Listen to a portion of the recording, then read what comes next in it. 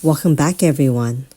Relationships can be complicated, and that's especially true when it involves kids.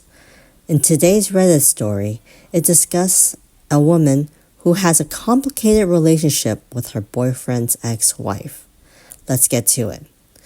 It's from the subreddit TrueOffMyChest, and it's titled, Boyfriend's Ex-Wife Has It Out for Me and My Cat. My boyfriend, James, and his ex-wife, Marge, both 30s, have 4 kids together, ages 11 to 4. As soon as the last one was born, Marge told James she was a lesbian, she wanted a divorce, and then immediately moved her affair partner into the family home where my boyfriend was still living.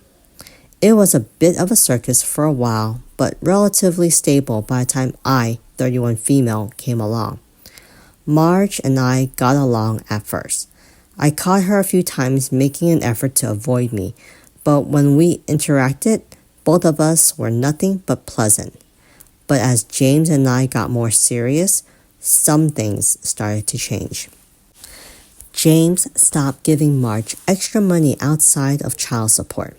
He still pays for extra stuff for the kids like summer camp, etc., but he's no longer giving Marge extra money for household and personal expenses.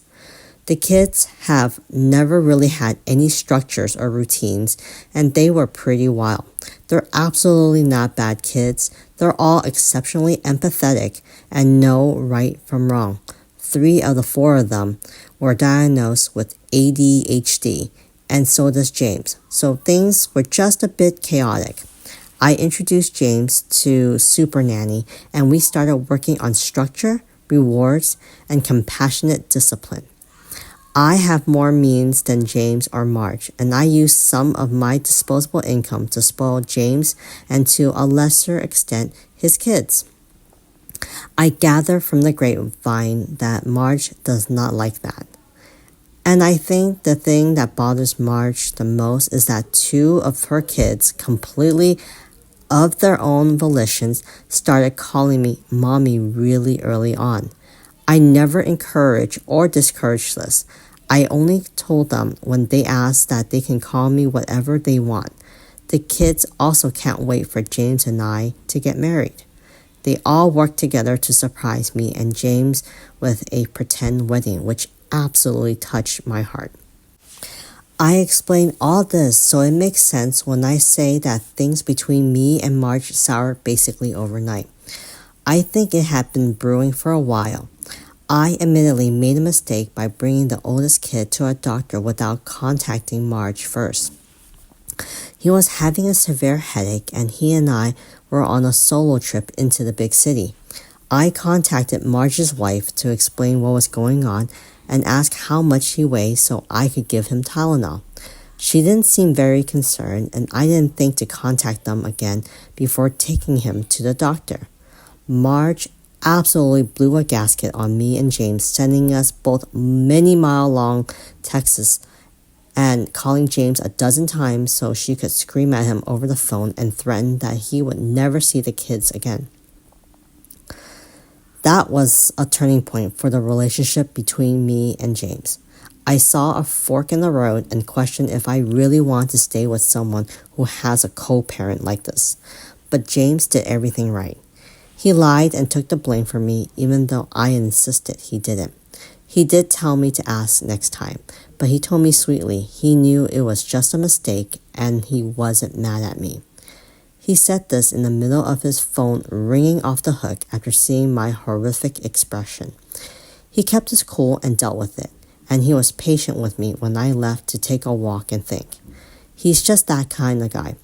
After getting a little space and fresh air, I decided I wasn't going to let her ruin a great thing for me. This is the man I'm going to marry. Marge launched an absolute campaign against me for months after that. She did her very best to poison the kids against me.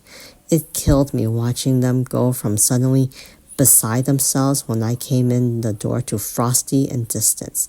Their dad and I both tried talking to them, alone and together, to try and understand what the problem was. but they were very dodgy about answering any questions about why they were acting weird.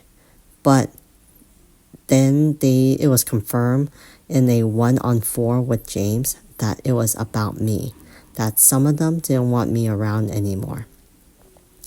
James talked with Marge and told her I wasn't going anywhere. He told her we were going to get married, so she needed to get over this grudge and stop whatever she was doing with the kids to make them all turn like this. He pointed out how messed up everything was with her now wife shortly after the divorce and said that he put it behind him for the kids' sake, and she needed to do the same. The next weekend, the kids were all back to normal again, like nothing happened. I was happy and relieved, but also privately very upset that she would use the kids like that as a weapon. Well, that wasn't the end of it. They all came over one weekend and we had a lovely time. I remember the oldest one was rubbing his eyes, which was red, and he said it was itchy. He said it's probably the cat hair from my 10-year-old cat. I said I wasn't sure because I've never heard of someone going from having no reaction to an allergic in that short amount of time. James agreed and also mentioned it was allergy season and it could be anything. It was a short exchange and then the rest of the weekend went normally. A couple hours after they get back to their mom, the oldest called James and starts telling him in this really panicked way that the cat hair was really dangerous for him because he has asthma and it could become a serious risk of death or hospitalization if we don't get rid of him. James was trying to calm him down when Marge took the phone and started getting into James for not taking him seriously and being really insistent that the cat had to go. The lecture went on for like 30 minutes as James was trying to be reasonable and point out it was too early to say what needed to happen. The text started rolling in after the phone call, where all but she accused him of not loving his son. It all seemed so ridiculous, but James and I agreed to keep my kitty locked in the bedroom while the kids were over, and we started keeping the kids' bedroom doors closed while they were gone. The cat came up as a guilt trip a few times that week. I just told James if my cat had to stay locked away, I wanted to see proof. I needed the kids to see an allergy specialist because it just seemed way too convenient. So he started setting it up with Marge. It took a long time, but it finally came back. Results are in. The oldest is not allergic at all, but the second child has a 3 mm wield. Marge said to James, anything above a 2 mm is a severe allergy. Sure, Jan. That's my rant. I'm fed up, but at the same time, I'm getting kind of empathetic about the antics from that side of town.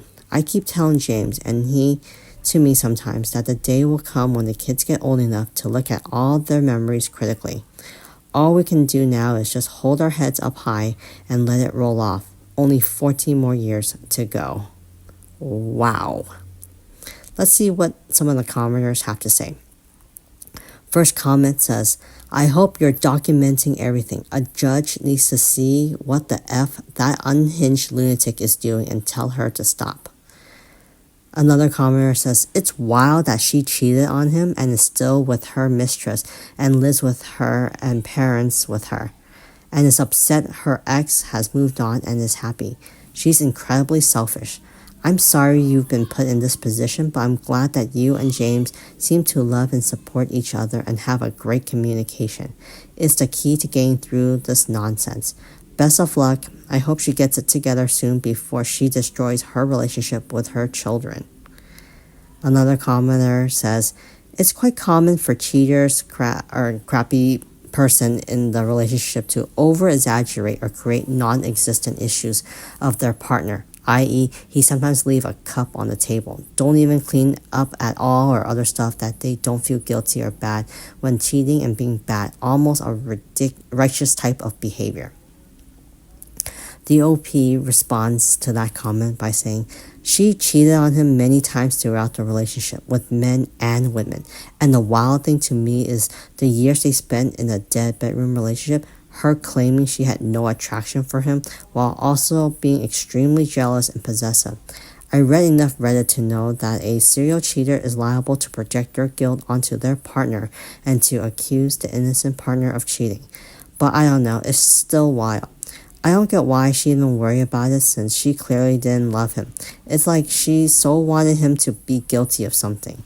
After the relationship was over, she just lied to make him look bad after the truth didn't win her any sympathy. That was during the circus era, but it's calmed down now.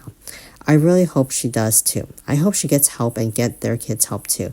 It doesn't seem likely though, unfortunately. Wow.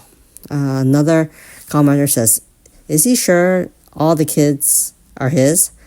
The OP responds, he was definitely thought of that before, but he concluded a long time ago it wasn't worth getting paternity checked. No matter the paternity, those are his kids. Good for James. Another commenter wrote, my husband ex is like this. Cheated and kicked him out, but when she found out about me, she hated me and stirred up trouble with me constantly. She kicked him out and the affair partner moved in. It makes absolutely no sense why she behaves this way. It's a small town. When I see her, I smile and wave, make her so angry. His kids are adults, but when one lives with us, we had to tell her she couldn't come here.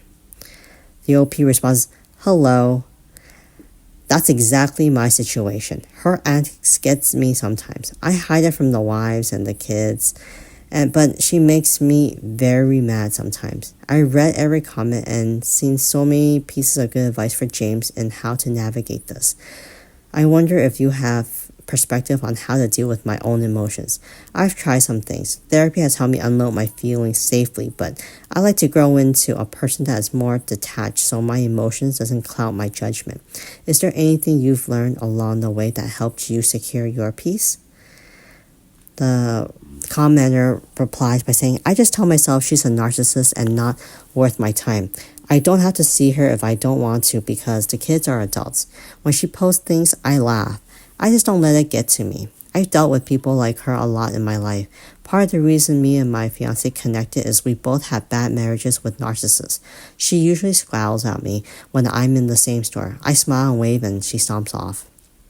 The OP responds by saying, I've dealt with people like her a lot in my life. I think that's going to be my best bet is more time and experience. In my adult life, I've become very good at recognizing toxic people and slamming the door on them forever. It served me very well so far, but left me without the tool I need for this particular situation. I think it's getting easier though. Every outrage is a little smaller than the last. Thank you for your feedback. I'm so glad that the OP is getting some good feedback from the Redditors. So I just wish the best of luck to the OP and for her to hang on tight. I would love to hear about what you guys think of the OP situation in the comment section. So please leave it in the comment. And if you like these type of stories, remember to continue to like and subscribe. I'll talk to you guys later.